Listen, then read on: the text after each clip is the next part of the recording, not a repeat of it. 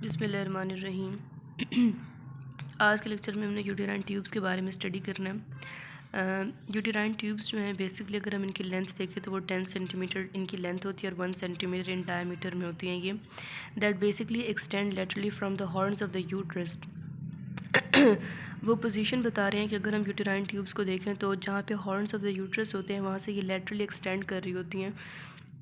अगर हम डायग्राम में देखें तो यहाँ पे भी हमें नज़र आ रहा है कि ये बेसिकली हमारे पास जो है यूट्रस, ये बॉडी ऑफ द यूट्रस है, ये यूटेराइन कैविटी है and this is the horn of the uterus. ये जो हॉर्न ऑफ द यूट्रस है इससे लेटरल पोजीशन पे अगर हम जाएँ तो यहाँ पे यूटेराइन ट्यूब्स एक्सटेंड हो रही होती हैं। दिस इज़ द एरिया यानी कि जो आगे एक्सटेंड होकर यूटेराइन ट्यूब बनाएगा। सिमिलरली यहाँ पर अगर हॉर्न देखें तो यहाँ से भी यूटेराइन ट्यूब जो है वो एक्सटेंड हो रही होगी।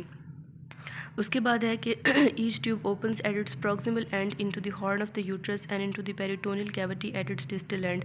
अगर हम ट्यूब की बात करें प्रॉक्सिमल और डिस्टल एंड की तो वो कहते हैं कि जो प्रॉक्सिमल एंड होता है, यानी चूँकि यहाँ पे एटोनॉमिकल पोजीशन वाइज जो है इन्होंने कुछ टर्मिनोलॉजीज़ यूज़ की हैं।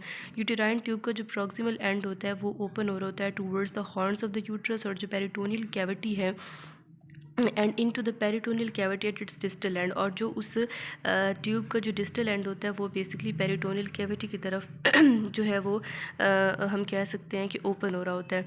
For descriptive purposes the uterine tube is divided into 4 parts. लेकिन जब भी हम किसी चीज़ की क्लासिफिकेशन करते हैं तो वो हम इस पर्पज़ के लिए करते हैं ताकि हम चीज़ों को आसानी से जो है वो अंडरस्टैंड कर सकें। तो यूटेराइन ट्यूब्स के 4 पार्ट्स होते हैं। एक को इन्फेंटिब्यूलम कहते हैं, दूसरे को एम्प्यूलाई है, तीसरा इस्थिमस है और चौथा जो है वो यूटेराइन पार्ट है।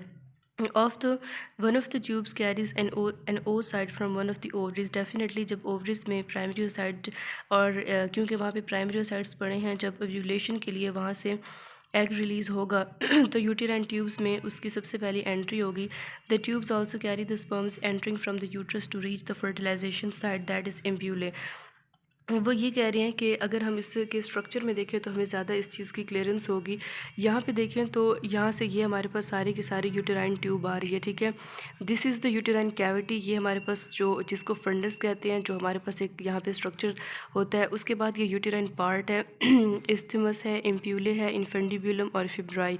देखिए फिब्राई बेसिकली फिंगर लाइक प्रोजेक्शंस हमें नज़र आ रही हैं, और जिस वक्त ओवरी से, ठीक है, ये हमारे पास ओवरी है, जिस वक्त ओवरी से एग रिलीज़ होगा तो ये उसको कैच कर लेंगी। उसके बाद वो ये यहाँ पे हमारे पास एक पार्ट है जिस इसके फिब्राई के बाद वाला जो पार्ट है इसको इन्फेंटिब्यूलम कह रहे हैं। फिर एम्प्यूला जो है ये एक ऐसा रीजन होता है that is actually the site of fertilization. देखें जिस वक्त स्पर्म्स जो है वो मूव करेंगे तो डेफिनेटली वो यहाँ से मूव करते हुए आएंगे, यूटेराइन कैविटी में पहुँचेंगे, फिर यूटेराइन पार्ट पे आएंगे, उसके बाद इस वाले पोर्शन में आएंगे, ठीक है। ये हमारे पास जो हमारे पास यूटेराइन ट्यूब होती है ये उसका प्रॉक्सिमल पार्ट है and that is actually the distal part, ठीक है। ये प्रॉक्सिमल पार्ट है और जो बात जो उस तरफ ओपन हो रहा होता है that is known as the distal part. तो हमने ये कहा था कि जो यूटेराइन ट्यूब का प्रॉक्सिमल पार्ट होता है वो बेसिकली ओपन हो रहा होता है into the horns of the, ठीक है, that is actually the horn of the uterus, ठीक है। जो horn of the uterus है वहाँ पे ओपन हो रहा होता है, और जो डिस्टल पार्ट होता है वो पेरिटोनियल कैविटी की तरफ ओपन हो रहा होता है।